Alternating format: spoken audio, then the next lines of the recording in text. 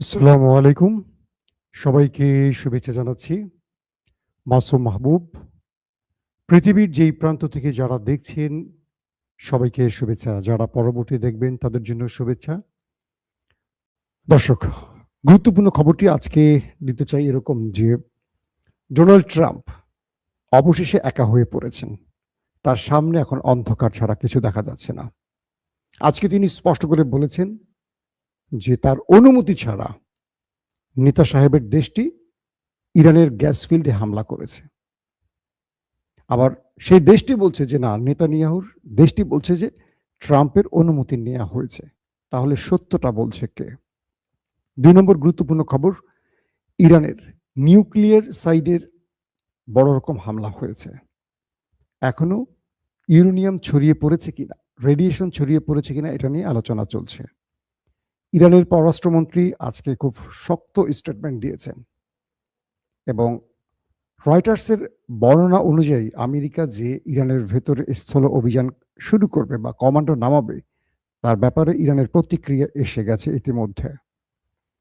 এবং ইরানের সাথে যে লড়াইটা চলছে এই লড়াইটা আমেরিকা এবং ইরান দু দেশই বন্ধ করতে চাইলেও একটি দেশ কোনোভাবেই এই যুদ্ধ বন্ধ করতে চাইছে না। এটা স্বয়ং মার্কিন যুক্তরাষ্ট্রের গোয়েন্দা বাহিনীর বড় বড় কর্মকর্তারা বলতে শুরু করেছেন। দর্শক, আরো অনেকগুলো খবর থাকবে আজকের লাইভ সেশনে। শুনতে এবং দেখতে পাচ্ছেন ক্লিয়ার সবাই, না? এই তো।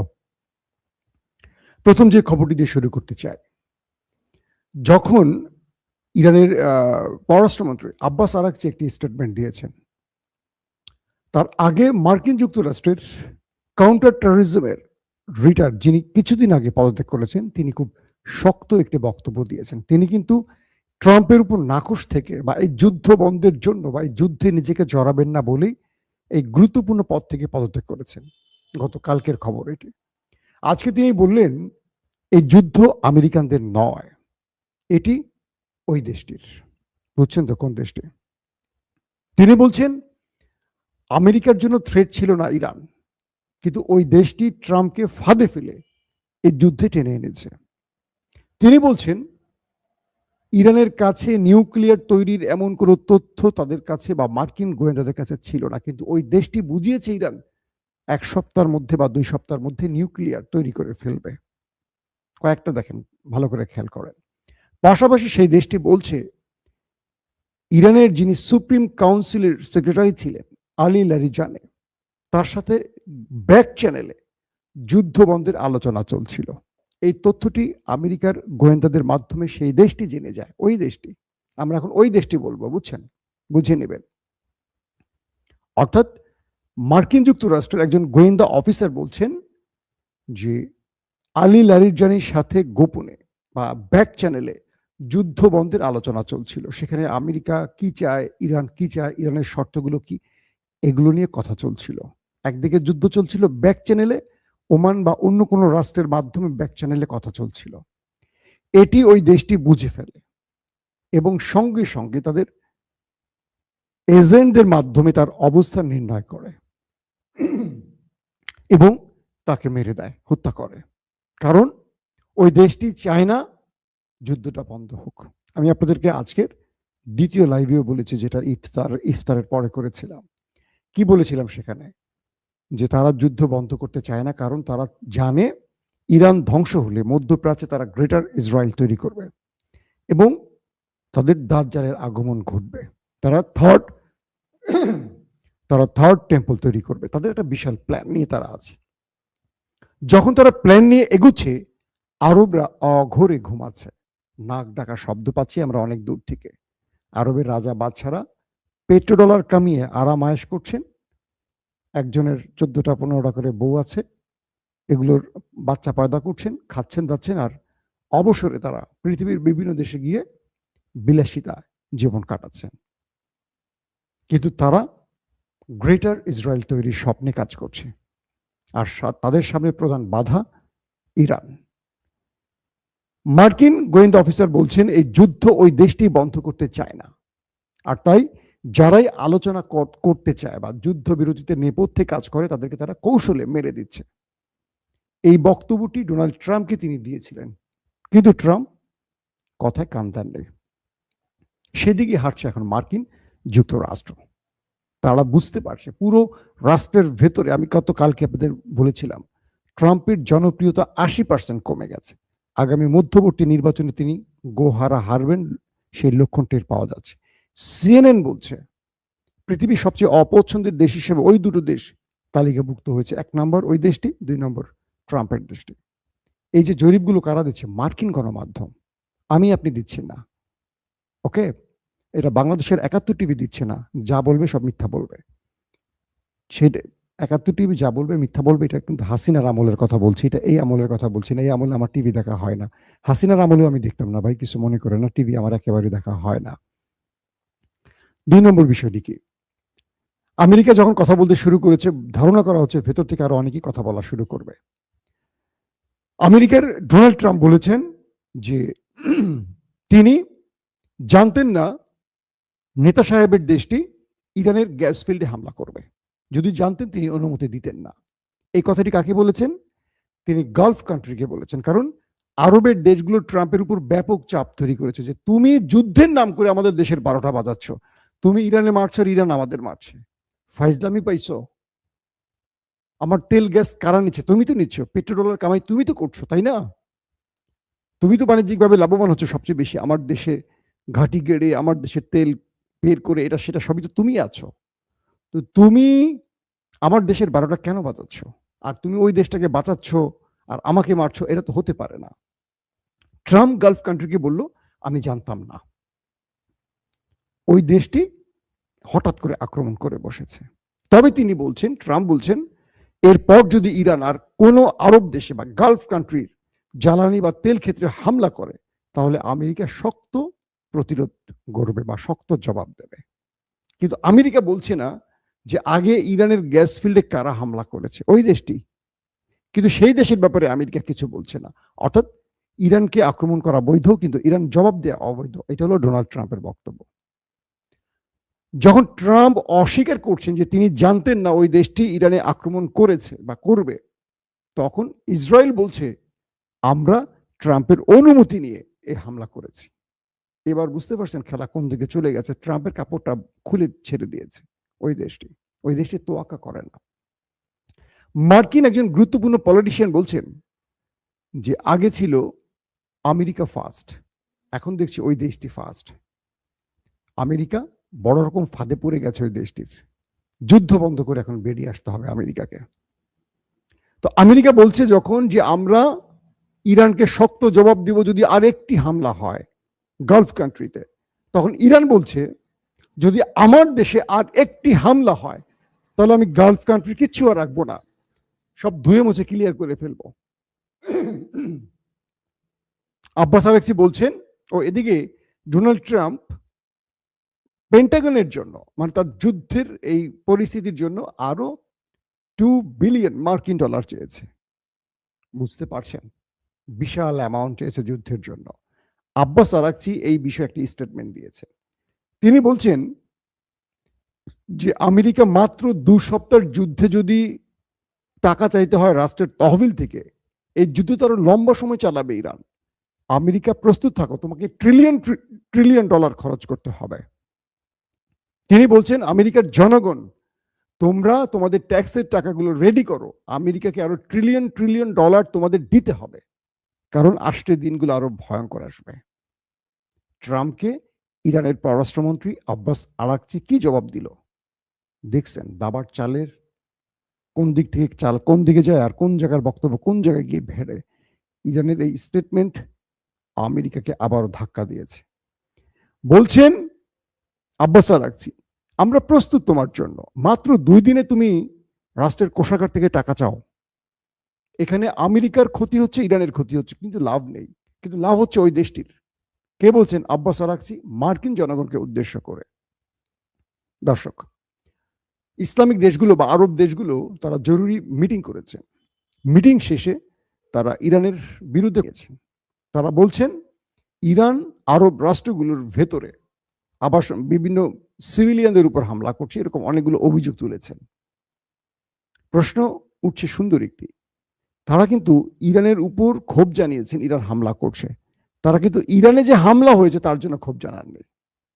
200 বাচ্চা যে নিহত হয়েছে তার জন্য ক্ষোভ জানাননি। সিভিলিয়ানদের যে হত্যা করছে এবং যুদ্ধ যারা চাপিয়ে দিয়েছেন তাদের বিরুদ্ধে একটি কথা আরবরা বলেনি। এই আরবদের দিয়ে কি হবে বলেন?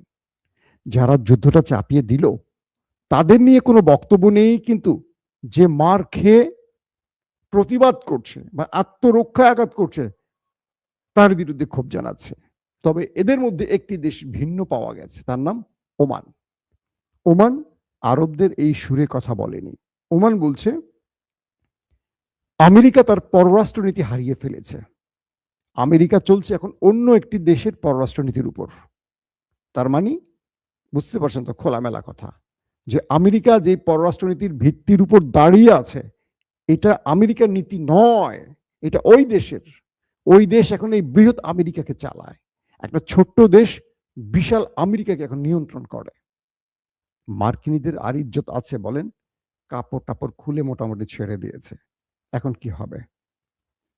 ইরানের একটা গুরুত্বপূর্ণ নিউক্লিয়ার প্ল্যান্ট, তার পাশে বড় রকম আঘাত করেছে ওই দেশটি।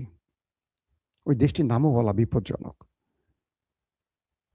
রাশিয়া থেকে শুরু করে পৃথিবীর অন্যান্য দেশ বলেছিল পূর্বেই, খবরদার কোনো নিউক্লিয়ার সাইডের আশেপাশে বা প্ল্যান্টের আশেপাশে কোনো অ্যাটাক হবে না, কারণ এখান থেকে ছড়িয়ে পড়তে পারে ইউরেনিয়াম,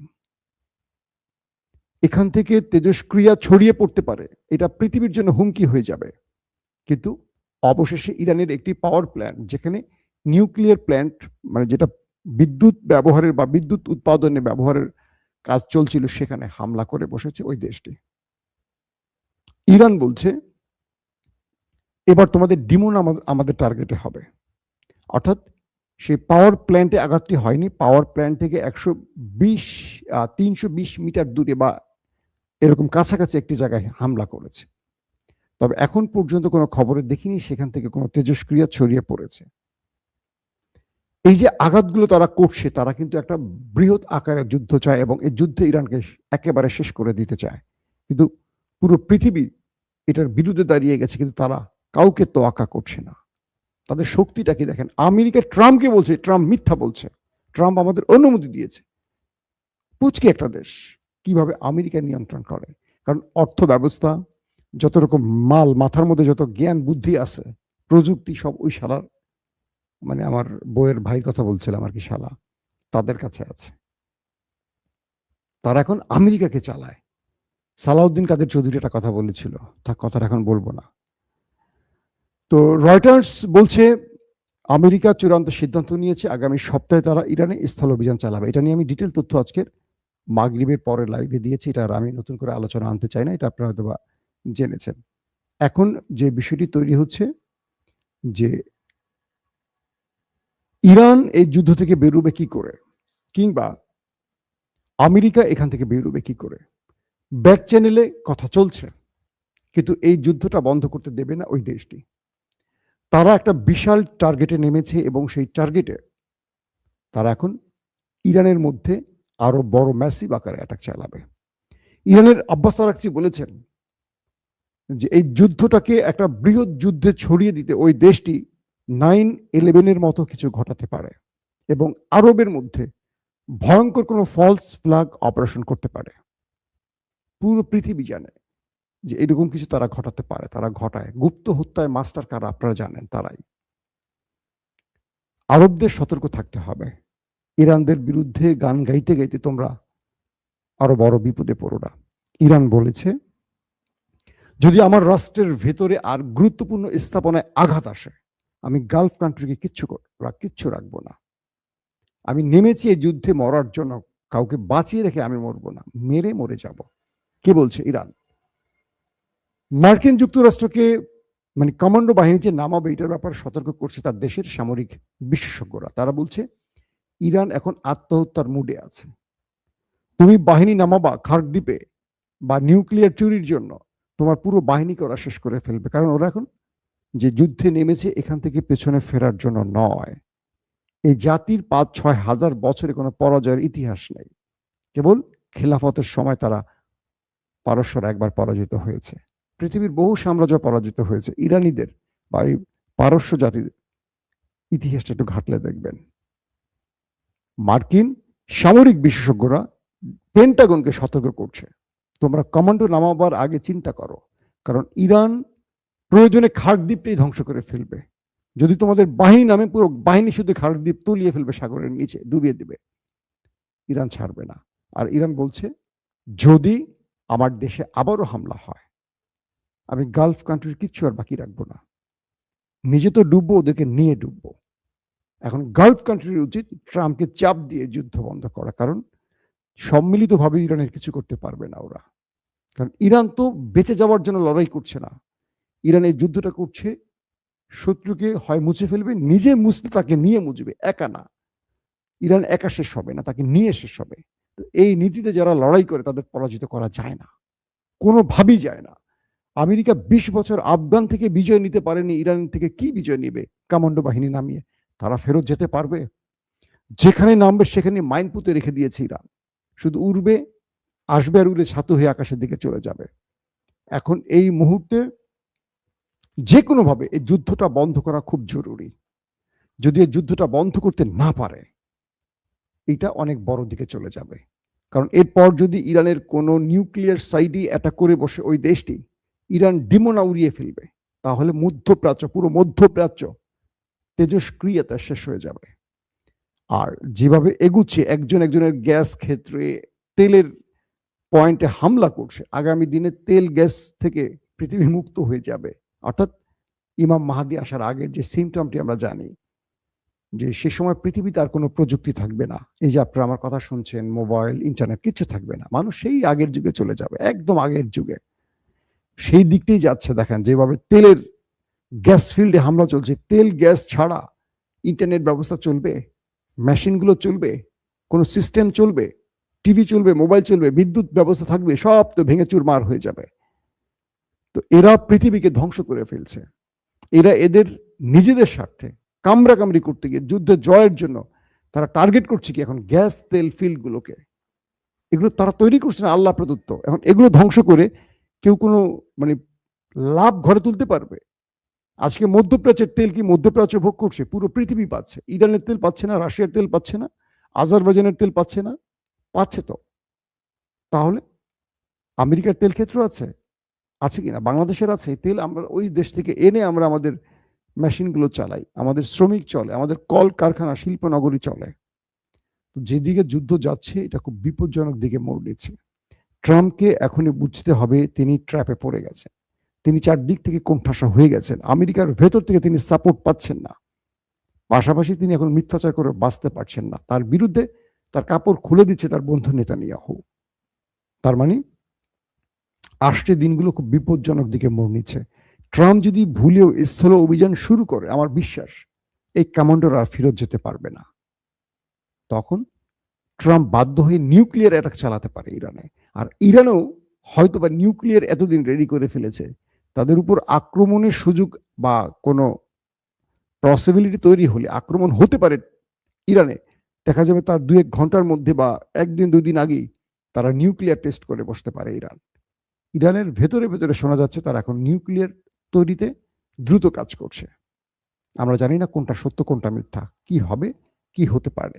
আবারও বলছি, আমরা এই যুদ্ধ চাই না, আমরা শান্তির পক্ষে। যুদ্ধ বন্ধ হোক, মানবতা রক্ষা পাক। আল্লাহ হাফেজ।